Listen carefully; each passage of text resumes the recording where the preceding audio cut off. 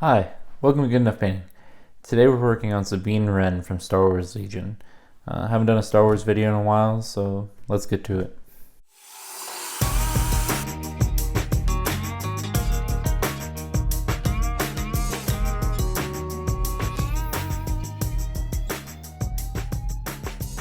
First place I wanted to cover was her undershirt. There are two different tones here, the light gray and the dark gray.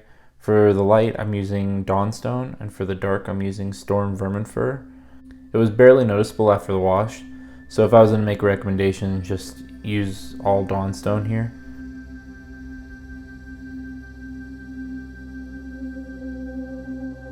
For the reds, I blocked this in with Vallejo's Black Red.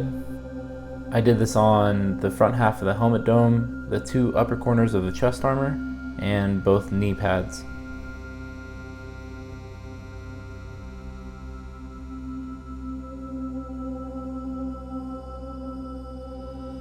For all the purples, I'm going to be using Vallejo's Royal Purple. I painted this on the bottom halves of the chest armor and the back half of the dome of the helmet, the shin guards, and then the fist armor as well. I also based a jetpack in this color, but I ended up painting the stripes all in different colors, so you can skip this part and just paint the center portion.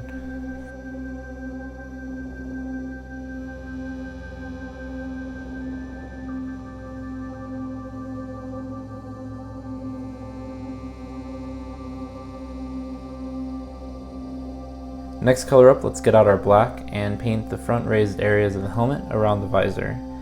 Then paint the dark saber and the pistol in this color as well.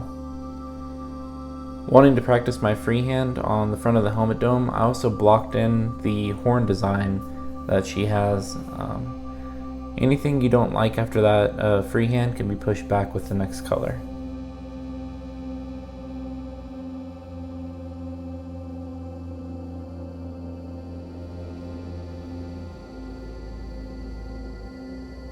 Going back in with all the red areas, I gave each area previously covered a coat of dark vermilion.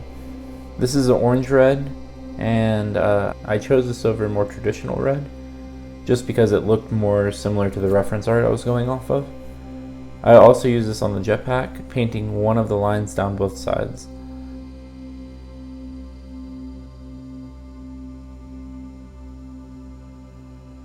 Onto the white.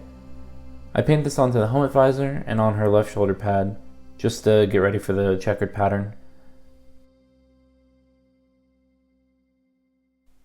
For the dark saber, I put several streaks down in irregular patterns, including an edge highlight of all in white as well. I went back and forth until I achieved an effect that I was happy with. Also, while I had this paint out, I painted another one of the lines on the jetpack in this color.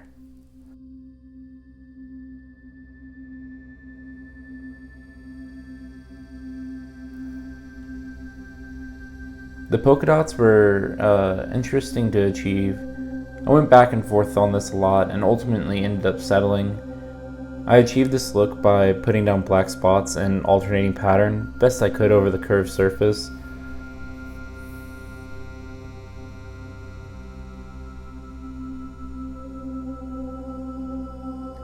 From a distance, this gives a decently believable checkered pattern that I would say is good enough.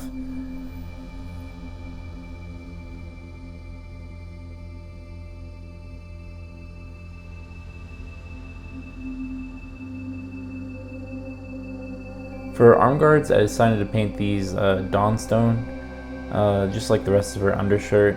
This is a pretty colorful model, by my standard at least, so I don't mind so much that there's one tone for this right now. I also decided to paint the bottom ring of her helmet in this as well, and just under the cheek area, and then all the way around. The next color I'm going to be using is Baylor Brown by Citadel. It's a nice mustard yellow that makes a really believable single coat blonde. I'm going to be painting this on her left shoulder, including the neck armor that's right next to it, and then a freehand, 'freehand' oval over that nice checker pattern we just painted on. This was a bit risky for me, especially with all the freehand work I just put into the checker pattern. But this is a great way for me to test out my freehand that I really need some work on. Last thing with this color, I also painted the last stripe on her backpack with an end result looking something like this once all the base layers were on. Back to her right shoulder pad, she's supposed to have a small design in that yellow oval. It looks like an analog 5, missing the connection with the first and second lines. I played around with this for a good while and just ended up using a thin artist inking pen to make the design. I've never done this before, and I was surprised with how well it works. I'll definitely be revisiting this in the future. I got a little bit more white out and dry brushed the pistol and the armbands to make some of that detail pop. Moving on to the pants, I used 3 shades of brown for this.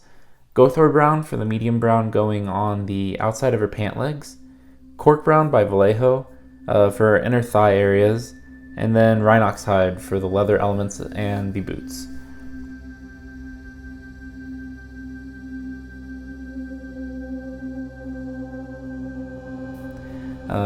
To give each of the leather elements some definition, I got out some scrag brown and did a light dry brush on each piece.